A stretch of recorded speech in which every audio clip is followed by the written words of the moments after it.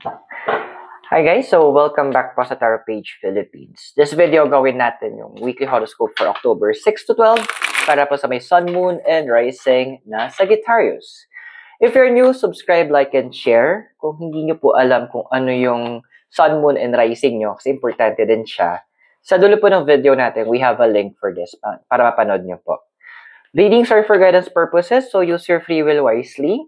At sa gusto po magkaroon ng access sa ating mga extended readings, kung nag-resonate yung reading sa'yo, click mo yung join button sa baba. And sa mga gusto po ng magpa-spell works, private reading, or mag-donate Gcash or Maya, you can use the details at the description below, or pwede mong gamitin yung thanks button. Okay, so kamusta ka ba, Sagittarius? How are you, my dear? So we have here is the Seven of Swords. Alam mo yung tipong tinatawag ka sa Sagittarius, tinatawag na House of Philosophy, Higher Education, and long travels. Pero andito yung point na pinapaalala sa'yo ng cards na sometimes you need to stop muna. Sometimes you need to, yung parang sa yung sa railroad crossing. Stop, look, and listen. Kasi may mga bagay na kailangan mong ma-absorb ngayon. May mga bagay na kailangan mong i-evaluate sa sarili mo. May mga bagay na kailangan mong maintindihan more and more. Kasi andun yung point na the cards are saying na there are things na kailangan mong balikan in the past, na kailangan mong ayusin. Mga kailangan mong i-regroup yung sarili mo para mas maintindihan mo. Diba kasi, di ba nga, yung sabi nga ni Rizal, ang taong hindi marunong dumingon sa pinanggalingan, hindi makakarating sa paroroonan. So, this is where you are right now. Yung sinabi ni Rizal. Pero what is crossing you? So, we have here is yung si Wheel of Fortune. Dude, minsan kasi,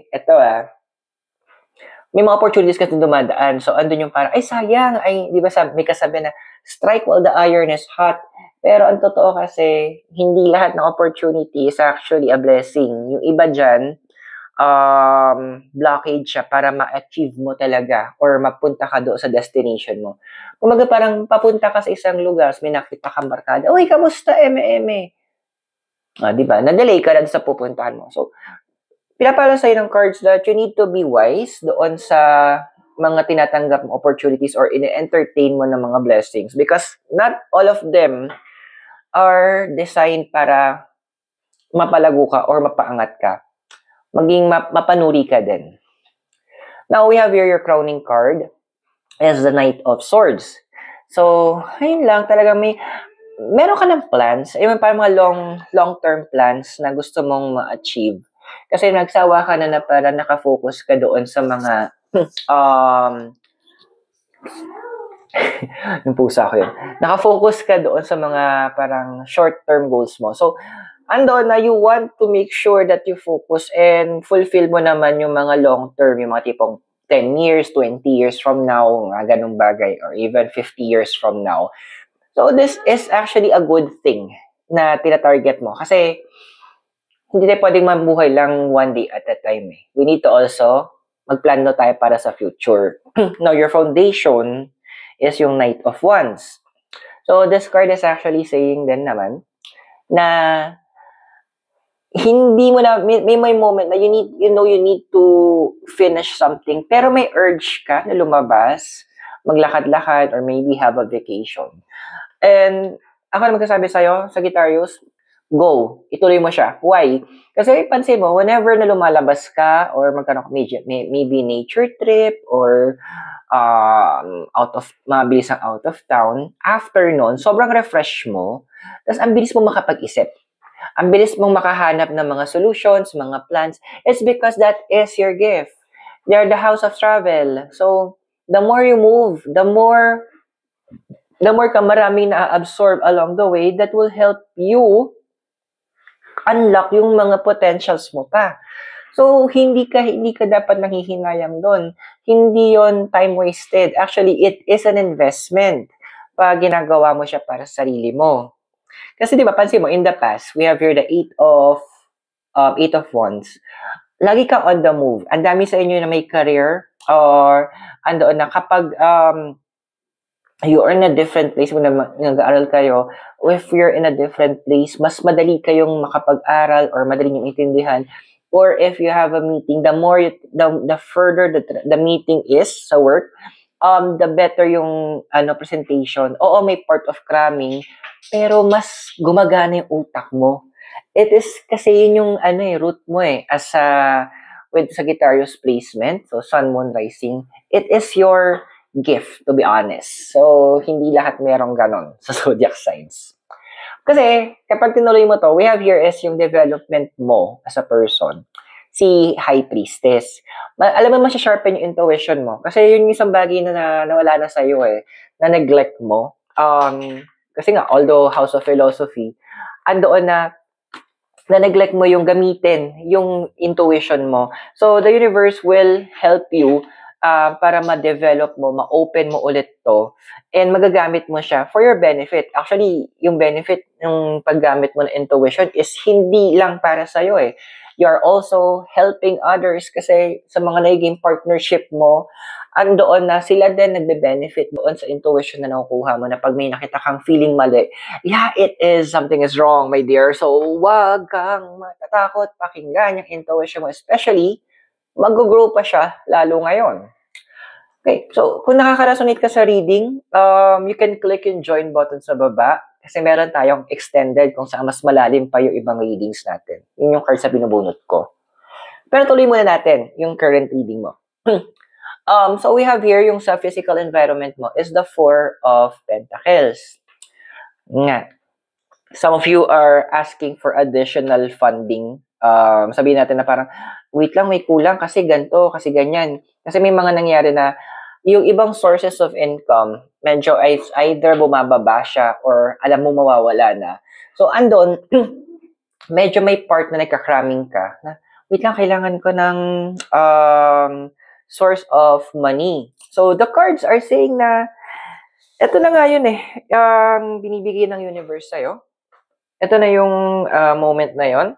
So, you just need to listen to what the universe is telling you. Kasi sa emotional environment mo, we have here is it's the Queen of Pentacles. So, this card is actually also saying na medyo, paano ba put the words? Pinapressure mo na yung sarili mo. Good, although alam ko matalino, karamihan ng mga Sagittarians, pero hindi naman natin alam ang lahat.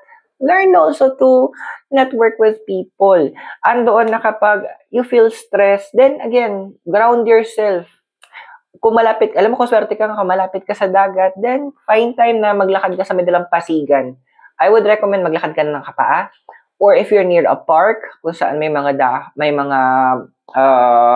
tawag ito, may grass, may damo, maglakad ka naka-barefoot doon. Hayaan mong kumonek ka, literal, sa mundo, para ma-absorb mo yung good energies. And move around. Huwag mong pigilin yung sarili mo yung mga, may plans mo na to travel, to move, go. Huwag mong pigilan yon. It's something that is needed. Now, yung hopes and fears mo, we have here is the Four of Swords. Marami sa inyo na parang sana nandito pa si Papa or sana nandito si Kuya or dito si Lolo, si Uncle, si Tito. It's a fatherly figure na wini-wish nyo na nandito pa. Or you can reconnect with, pwedeng wala na sila sa mundo natin or andoon na malayo sila, no, mahirap makipag-communicate, or literally you just lost communication with someone that you look up to na parang isang ama. So, that is one of your hopes. So, I'm seeing here na you will find another father image. Kasi, the universe needs you to understand na a father can be anybody around you as well. Now, in the possible future, ito yung outcome mo. So, we have here is the Page of Wands. Alam mo, Sagittarius, ito na yung moment na na medyo may ububungkalin muna sa universe about your past. And yung pagbubungkal niya to will be necessary. Kasi, kumbaga sa lupa, paano siya magtatanim kung hindi niya bubungkalin, di ba? So, this is a part na medyo may mga stiff ka or nanigas na mga emotions or yung heart mo medyo parang hindi naging stagnant. The universe will help you to unleash, ilabas ulit yung emotions mong yun. Why? Because those emotions yun yung gagamitin ng universe para maka-move forward ka. It could be healing, it could be something about the childhood, pwedeng andito na relationship na concerns ang ibubungkalin sa'yo. But it might be painful, or actually, hindi might, it will be painful for most part, pero needed siya. Pero in the long run, doon ka matutuwa na, buti na lang, na-go through ako sa process na yun. So I hope nakatulong yung readings. Those are for guidance purposes. Use your free will wisely. And if you want mapakinggan yung extended reading, just click the join button sa baba. And so, yan, kung bago ka, subscribe, like, and share. For private readings, spell works, and donations, the details, it's in the description below, or you can use the thanks button sa baba. So, Sagittarius, maraming salamat. God bless, Namaste, Hare Krishna, and blessed be. And hope to see you sa extended reading natin. From Baguio City, this is Aero. I'll see you soon po. Bye!